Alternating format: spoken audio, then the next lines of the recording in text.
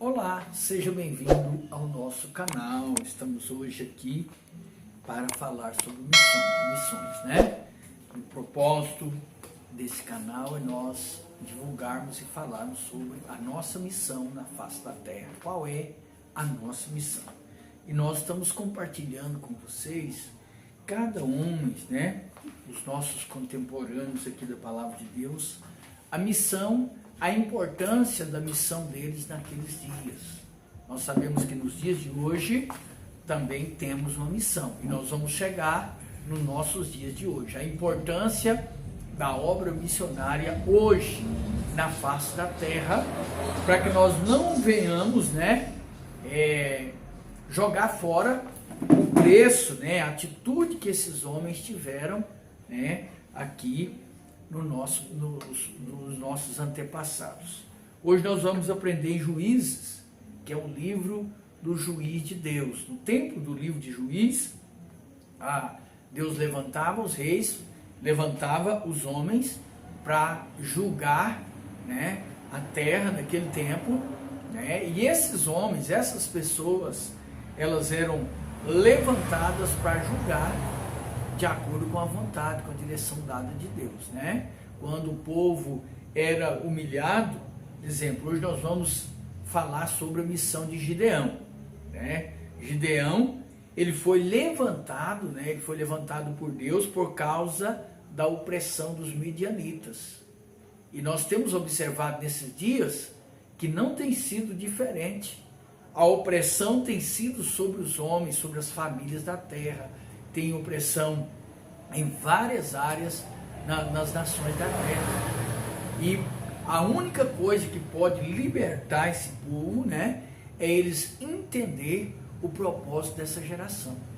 O propósito dessa geração é ganhar almas para Jesus, é saquear o inferno e povoar o céu através da obra missionária, né? E quando nós entendemos isso, então nós nos tornamos, né, um desses Gideão lá no passado, lá de Juízes, que foi levantado por Deus para libertar o seu povo da mão dos medianitas. Tudo que eles plantavam, tudo que eles conseguiam, os medianitas vinham e roubavam, destruía, levava embora, e eles ficavam somente com o trabalho, com o esforço. Então havia uma opressão muito forte dos medianitas, e então Deus levanta, né? Deus levanta Gideão. E Deus levanta Gideão com chamamento, e o bonito que eu acho dentro desse texto que nos ensina aqui, fala sobre três coisas, duas coisas importantes, né? E Deus fala com Gideão, e Gideão faz prova com Deus, né?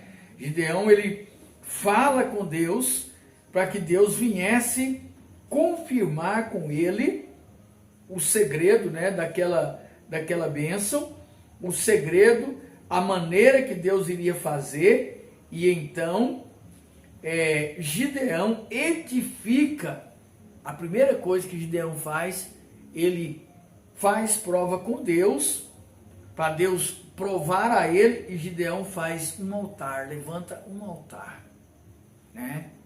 O altar que hoje simboliza e que representa a sua vida, nossas vidas, que diz no capítulo 6, versículo 25, diz: naquela mesma noite lhe disse o Senhor: toma um boi que pertence ao teu pai, a saber, o segundo boi de 7 anos, e derriba o altar de Baal que é de teu pai, corta o poste ídolo que está junto ao altar, e edifica ao Senhor teu Deus um altar no cimo deste baluarte, ou desse monte, em camadas de pedra.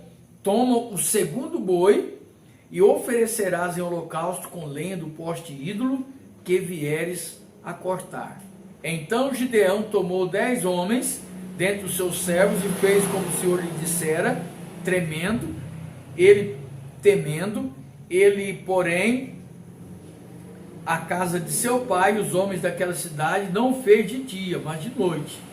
Levantando-se, pois, de madrugada, os homens daquela cidade, eis que estava o altar de Baal derribado e o poste ídolo que estava junto dele cortado.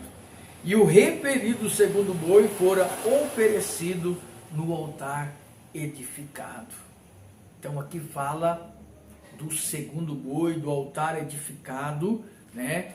E você vai ver que Gideão faz prova com Deus, né? Gideão fala com Deus, né? E faz prova com Deus ali com aquelas novelo de lã, né? E então Deus confirma Gideão após o sacrifício. O sacrifício representava algo financeiro. Então, para nós alcançar as almas que precisam ser alcançadas, precisa que seja levantado os associados, parceiros, que esse referido segundo boi que Gideão apresentou naquele altar como sacrifício para que ele fosse levado, usado por Deus, né, para edificar, para livrar os homens de Deus, né, a nação dele, a família dele, da humilhação e da opressão das mãos dos medianitas. E aí então no capítulo 7, é uma história linda, você precisa estudar essa passagem, né, aqui de Reis, do capítulo 6 até o versículo 9, a obra tremenda, a missão tremenda de Gideão, a edificação, o que Deus usa ele, e então Deus usa de uma forma tão tremenda, que aqui a palavra de Deus, no livro de Juízes 7, versículo 3 diz assim: apregou, pois, aos ouvidos do povo, dizendo: quem for tímido e medroso, volte, e retire-se da região montanhosa de Gileade. Então voltaram do povo 22.000. Os medrosos, os tímidos voltaram 22.000, que era tímido e que era medroso. E sobrou 10.000. Ainda ficou 10.000. Aí o Senhor falou: não, 10.000 ainda está muito ainda. Disse mais o Senhor a Gideão: ainda há povo demais. Faz-o descer as águas e ali tu provarei aquele de quem eu te disser, este irá contigo, esse contigo irá. Porém, todo aquele de quem eu disser, este não irá contigo, este não irá. Fez Gideão descer os homens às águas. Então o Senhor lhe disse: todo que lamber a água com a língua, como faz o cão, esse porás parte, como também a todo aquele que se abaixar de joelho a beber a água. Foi o número dos que lamberam, levando a água à boca, 300 homens. E todo o restante do povo se abaixou de joelho a beber a água. Então disse o Senhor a Gideão: com estes 300 homens que lamberam a água, eu os livrarei e entregarei os medianitas nas tuas mãos, pelo que outra gente toda que se retire, cada um para o seu lugar. Amados, aqui, não sei se vocês observaram, de 32.000 pessoas, sobraram 300. E desses 300, amado, o que mais nos alegra o coração, porque esses 300, eles não usaram de armas, eles tocaram o chofar, eles louvaram, eles glorificaram, eles cantaram, eles exaltaram o nome do Senhor Jesus. E os medianitas, eles fugiram de tal forma da presença do Senhor, né, que eles desbarataram, ou seja, lutaram um contra os outros. E Gideão venceu aquela batalha ali, matando todos os reis dos medianitas.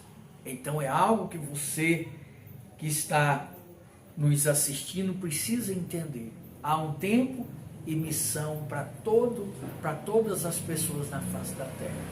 E a nossa missão dessa geração é através do nosso sacrifício de testemunho vivo, o nosso sacrifício de orar por missões, o nosso sacrifício de investir em missões, naqueles que estão lá no campo missionário fazendo a missão do Senhor, né? É o que vai fazer com que nós venhamos cumprir o nosso propósito nessa geração. Então, a missão de Gideão era tirar, né, era libertar o povo de Israel da mão dos medianitas. E a sua missão hoje é direcionar o povo à salvação e à vida eterna, cumprindo missão. A palavra de Deus: ide por todo mundo, pregar o evangelho, né? Fazendo discípulos de todas as nações, batizando no nome do Pai, do Filho e do Espírito Santo. Eis que estou convosco todos os dias, até a consumação do século. Então, a nossa missão hoje, né? A nossa missão hoje é ganhar as almas para o Senhor Jesus. É levar o pecador a entender a importância de buscar a presença viva do Senhor Jesus para a sua vida. Porque algo bem parecido com a opressão dos medianitas continua nos dias de hoje, assolando as famílias, destruindo, né, cauterizando a mente das nossas crianças, dos nossos jovens, né, trazendo, né, tantas coisas para dentro das igrejas, tentando de todas as formas distanciar o povo da verdade que liberta, que é Cristo.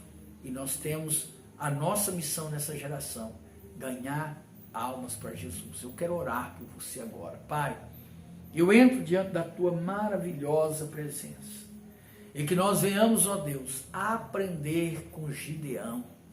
Gideão, ele fez prova com Deus. Ele levantou um altar para Deus. E esse altar, nos dias de hoje, representa e simboliza a minha vida, a nossa vida, Pai, como um sacrifício diante da tua presença, Pai. Ele sacrificou aquele segundo boi, Pai, para que a sua família fosse liberta da opressão do inimigo, Pai.